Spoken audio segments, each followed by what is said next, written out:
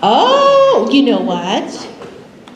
You've been thinking about it? And so are you going to put that into action now, or are you going to make steps? For what theater or what? Oh, right. Who are you practicing with? Who are you? With people? Anybody here? Or is it family? Family and my cousin. Oh, that is how it starts. That is how it starts. Okay. Well, I'll come back in a year or in 2 years when we have the next book. I'm going to ask and find you guys, or maybe you guys will be in the middle schools. We'll have to find you there. Okay, at this time, Princeton would like to make a presentation to Gail Romasanta for coming to Delano. This is our ASM president itself.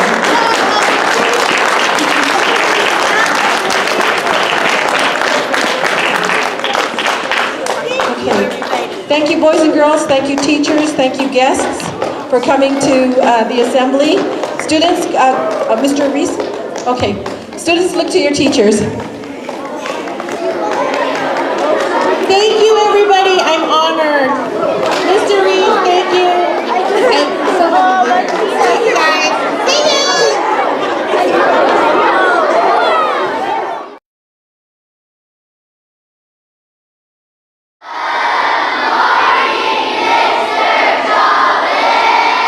Okay, today we have a special assembly.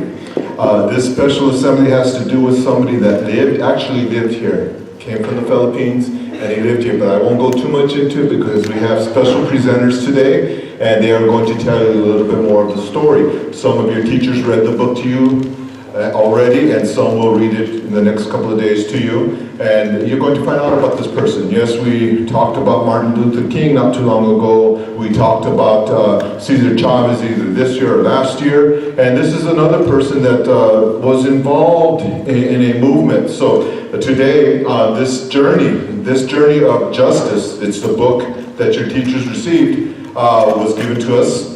And this person is going to visit 10 states and 14 cities in a very short period of time. And I'll let somebody introduce this person, but right now I'd like to call up Mrs. Rivera. That's our superintendent.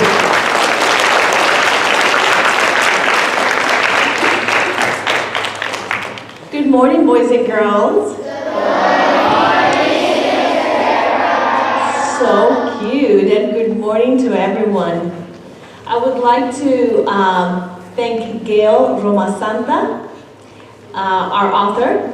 Let's give her a round of applause.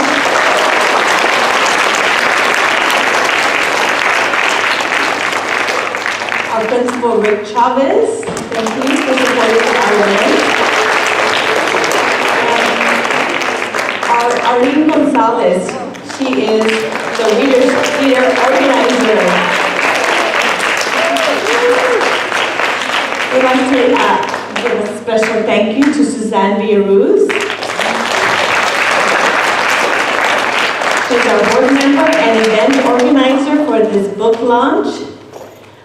Also, we have our amazing Princeton reader students. Where are you at? Thank you. And thank you, Emily Vasconcillo, for joining the team.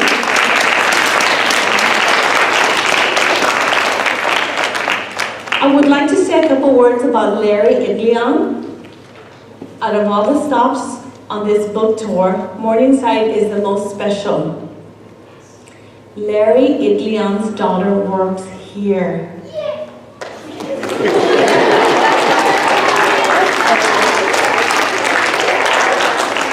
Who is that?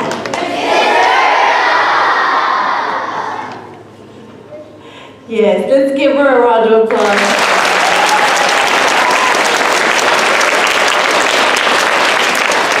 Her husband Victor is joining her. Let's give Victor a round of applause.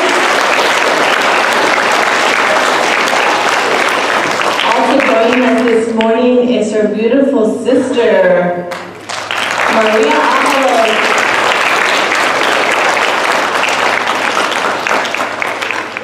And boys and girls, today you'll be learning a lot about an important movement in the history of our country that was started here in Delano. But I will not go over that movement right now. We have some special people, like our author, who will tell you a little bit about that. But what I did learn some interesting facts about Larry Itliong from his daughter. Larry Itliong, he loved the color green. That's why I'm wearing a green jacket this morning. He loved to read books. I wonder why his daughter is a librarian and loves books. He loved adventure. So once your teacher reads that book that our author wrote about his journey, you will see that he was a very adventurous individual. He had a very strong mind. He worked hard and he dedicated himself to his work, his family, and to the movement.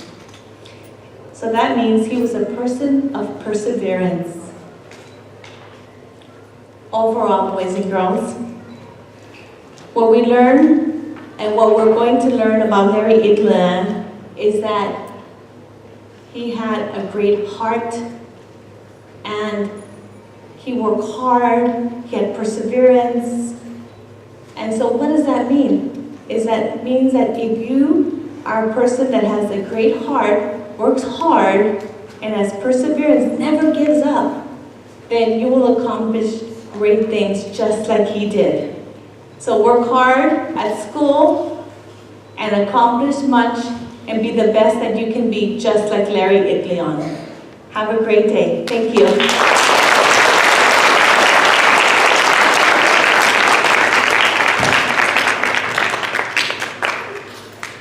Okay, and one of the organizers is going to join us right now, and I'd like to present Miss Arlene Belarus.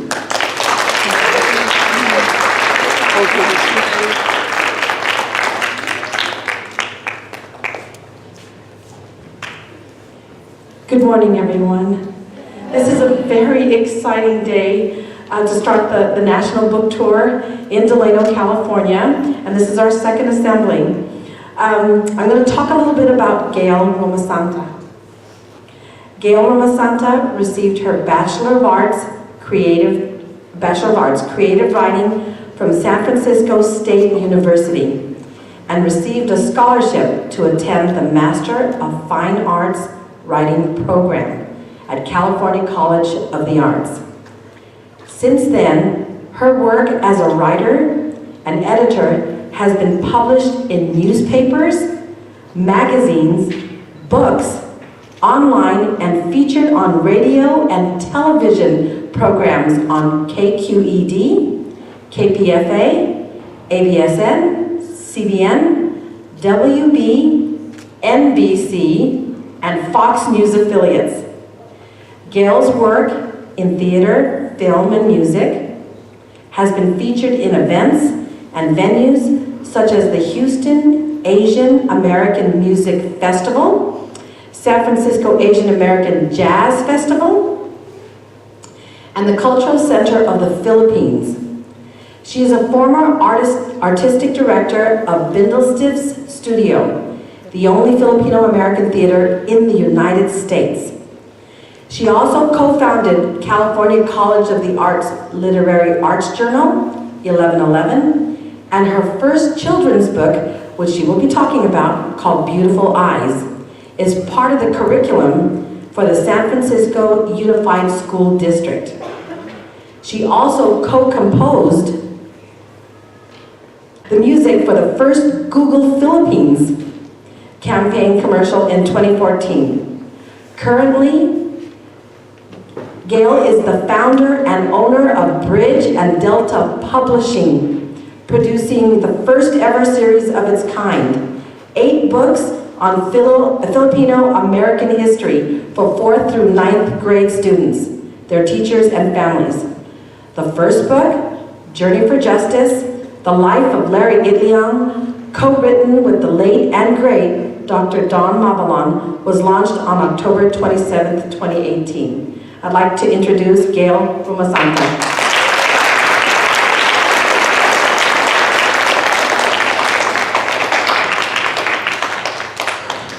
I am getting chills just being here. I am so honored to be here. So when I'm getting chills because I'm here and I want to cry, why do you think I'm getting the chills?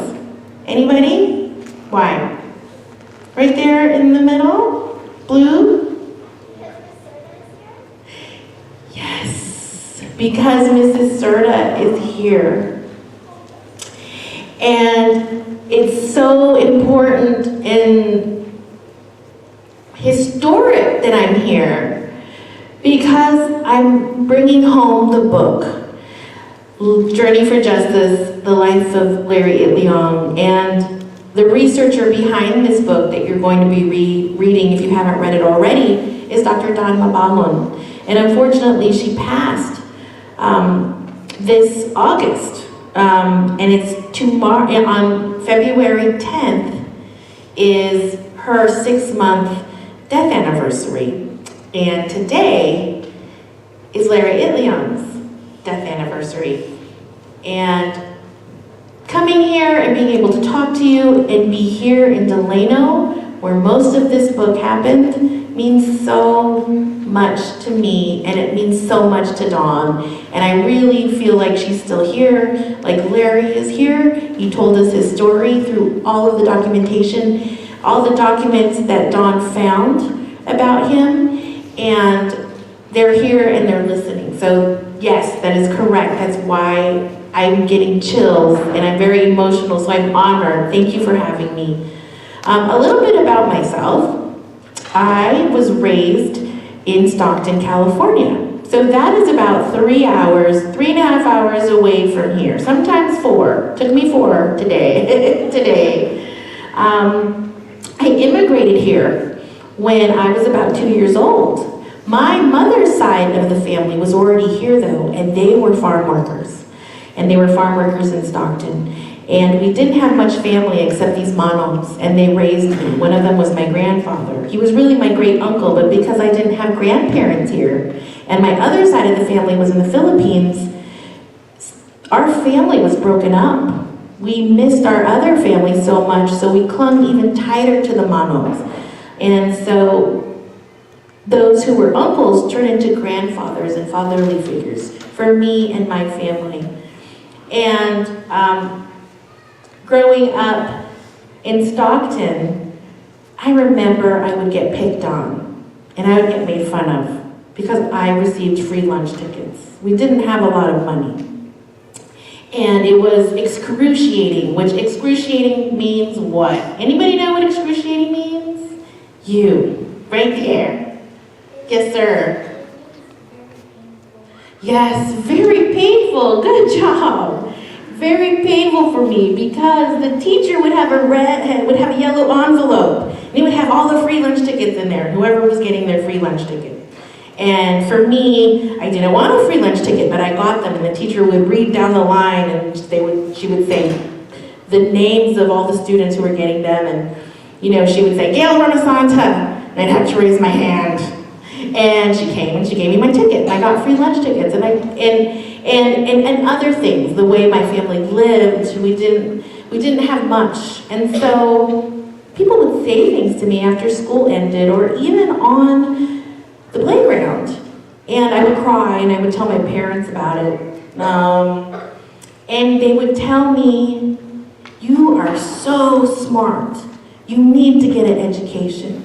This is the only way that you will feel better, and this is the only way for you to get out, for people to see you and for you to tell your story."